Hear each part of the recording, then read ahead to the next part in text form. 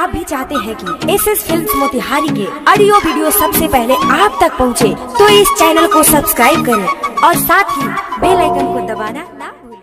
Presented by SS Films Motihari. केहू कहे पागल, केहू कहता दीवाना, हर वो करा से पूछा जे कर लुट गया बादल के खजाना। रब्बा रे,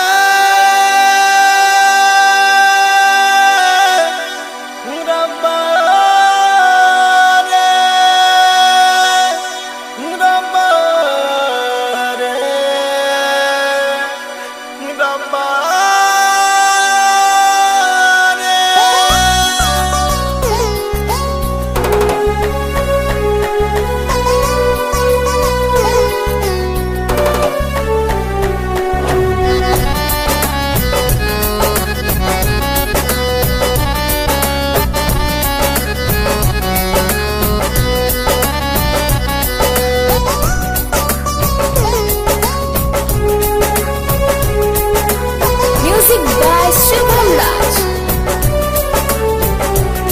दगाबाजी कके जात बारू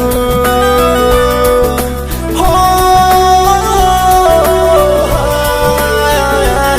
दगाबाजी कके जात बारू है। तू तो अपना दीवाना से जान दगाबाजी कके जात बारू है। तू तो अपना दीवाना से हो, तू तो अपना दीवाना से कैसे जिया हम है, कैसे मारा हम है, कैसे जिया हम, कैसे मारा हम। तू तो बुझलू ना फसाना के है, दगा बाजी के जात बारू जान। तू तो अपना दीवाना से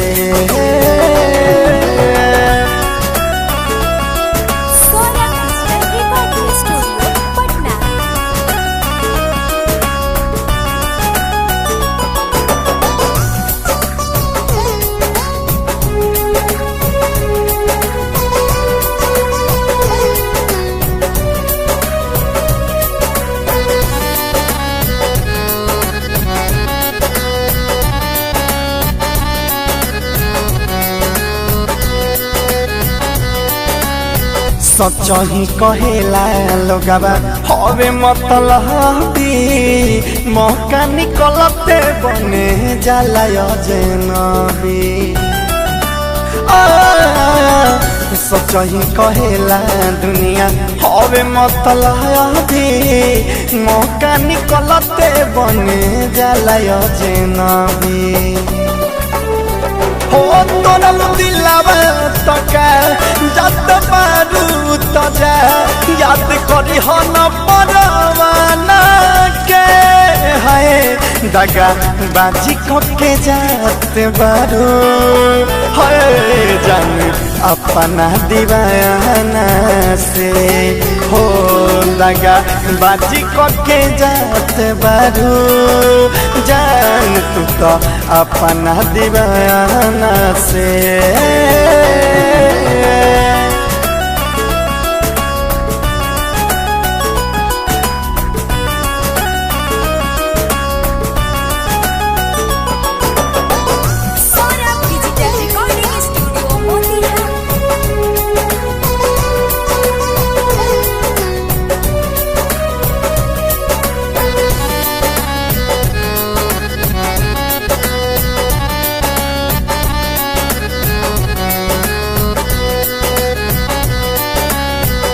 युगे सभी राज पूछे रतन रतन है सहो। तुहरे चलते सवरब धैले पागला के भेस हो। हो युग सभी राज पूछे रतन रतन है सहो तोहरे चलते सवरम धैले पागल के भेष हो सुधीर किशन पराकाश अब तक टूटा तारे सांस लोग के ताना से है दगा बाजी के जात बारू है जाने अपना दीवाना से दगा बाजी के जात बारू जान तू तो अपना दीवाना से